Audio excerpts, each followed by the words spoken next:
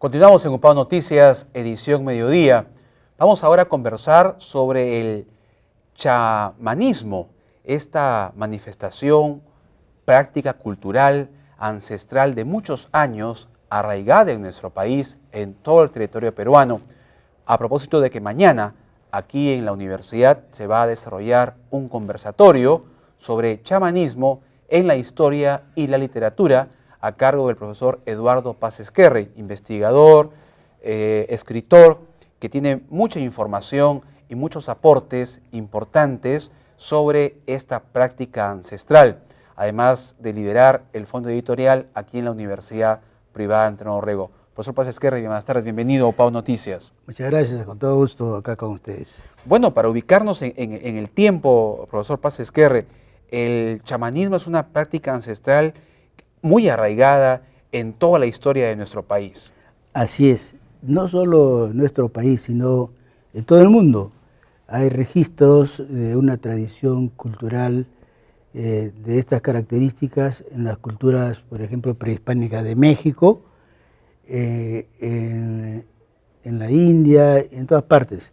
En el caso nuestro, del Perú concretamente, se ha encontrado, por ejemplo, en el caso de Chavín de Huántar, no solo losas ceremoniales en la plaza circular, que representa a un sacerdote que porta en sus manos el famoso cactus San Pedro, llamado también Huachuma, entre otros sus nombres. Y este cactus juega un rol muy importante en el chamanismo de la sierra y la costa norte del Perú, desde hace miles de años. En Caral, que tiene una antigüedad de más de 100.000 años, se han encontrado rollos secos también de este cactus. En otro sitio, las Saldas, y acá en la cerámica mochica, también indicadores del consumo y uso de este cactus. ¿Cuál es la importancia de este cactus desde el punto de vista?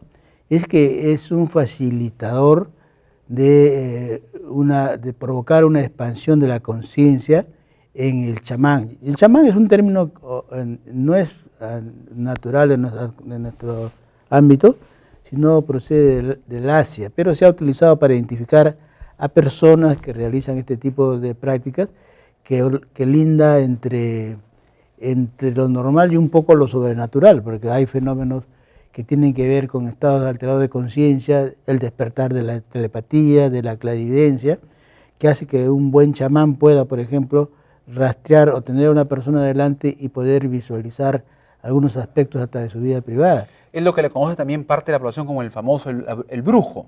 Claro. ¿No es cierto? Claro, el chamán también le conocen algunos como brujo, el curandero, ¿no? Aunque el término chamán tiene que ver también con éxtasis, con estados alterados de conciencia donde la mente accede al contacto con el mundo de los espíritus, porque muchos de ellos se refieren a eso. Por ejemplo, cuando uno revisa la historia, y es uno de los temas que vamos a tratar mañana, es el chamanismo en la historia. En la historia del Perú podemos encontrar que el cronista Guamán Poma de Ayala, un cronista muy importante que hizo una serie de dibujos, muestra en una de las láminas al Inca conversando con las huacas, ¿no? Y en realidad este fenómeno de conversar con las huacas, que suena raro, se parte del hecho que en realidad había un sistema animista, o sea, en contacto con la naturaleza, con el espíritu de las cosas. Para el chamán, para los sacerdotes andinos, todo tiene vida, las plantas, los minerales, las rocas, y el chamán puede contactarse con esa vida que fluye en el mundo de la naturaleza y manipularla a su antojo. Esa es más o menos la tradición del chamanismo en todas partes. Y de ese sentido es que podemos encontrar casos el uso, en el caso de la costa, del famoso cactus San Pedro, y en el caso de la selva, la ayahuasca cumple el mismo rol que cumple acá en la costa norte el famoso San Pedro, ¿no? Profesor, hay muchos mitos respecto a lo que es la brujería, el chamanismo, el curanderismo, ¿no? Algunos dicen que hay una brujería negra, la brujería blanca, que es buena, que es... ¿Qué tan cierto, de acuerdo a sus investigaciones, cómo podemos aseverar o negar estas prácticas culturales o expresiones de repente que surgen producto de la espontaneidad de la gente? Claro, En realidad, esas calificaciones, los principios que operan en una actividad psíquica pueden usar, depende del individuo, si lo usa para bien o lo usa para mal, ¿no? Entonces, el curandero se supone que es una persona que lo usa para hacer el bien, para curar, hay personas que tienen problemas psíquicos y de repente una ayuda, o la cura con el cuy, por ejemplo, es una tradición andina prehispánica, porque hay documentos de la época de la colonia que los cronistas les asombraba que los indios usaran el cuy para sobar al cuy y se sacaban los fluidos negativos de la persona. Para limpiarse de los males. Para limpiarse los males, y es una tradición antigua. Y todavía funciona en nuestros tiempos, ¿no? Hay personas que realmente saben hacerlo, y realmente yo he podido asistir a alguna práctica de eso, donde lo abren al cuy minuciosamente y el mal que padece la persona se refleja en el órgano correspondiente. El órgano del mamífero. Y se han hecho investigaciones ya controladas, en el sentido de al paciente primero ver qué enfermedad tiene, tomarle las pruebas, ¿no? Y esto tiene, a ver, si sin que sepa el curador del cuy, le pasa y comienza a describir lo mismo que tú tienes acá, el análisis que dice que tiene la persona. Y las investigaciones han llegado más lejos, incluso también, bueno, ¿y por qué es que el cuy absorbe eso?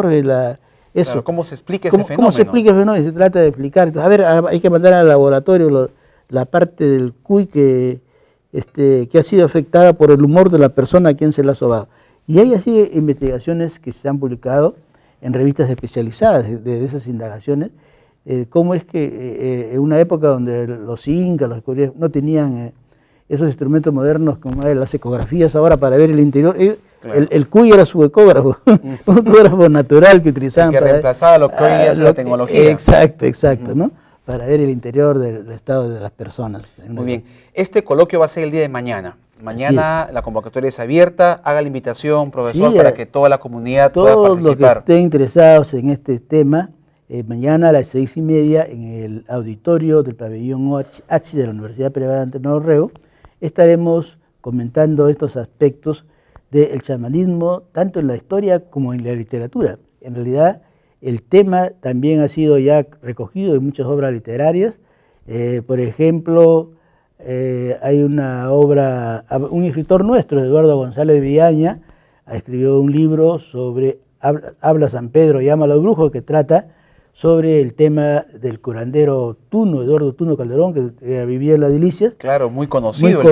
Muy conocido acá en Trujillo. En Trujillo, en La Libertad. Y ese libro de Eduardo ha sido ya traducido al italiano, a otros idiomas, y está hablando del curanderismo de acá de Trujillo, ¿no? Claro. Y lo mismo hay otro, ya Carlos Camino Calderón fue un escritor que vivió muchos años en Trujillo y escribió un libro, una novela que se llama El Daño, y que está ambientado también en el curanderismo de Lambayeque. Y así hay una serie de libros que tratan. En mi caso, yo he publicado un librito que se llama, un libro de cuentos, Viaje a lo Sublime, que contiene algunos relatos donde trato de recrear cómo fue el chamanismo prehispánico, ¿no? El que cultivaron los mochicas, por ejemplo. Muy bien. Gracias, profesor Eduardo Paz Ezquerre. Seguramente mañana en Pues habrá muy buena convocatoria para conocer más de cerca en este conversatorio del chamanismo en la historia y la literatura aquí en el campus de la UPAO. Pausa, regresamos en UPAO Noticias, edición mediodía.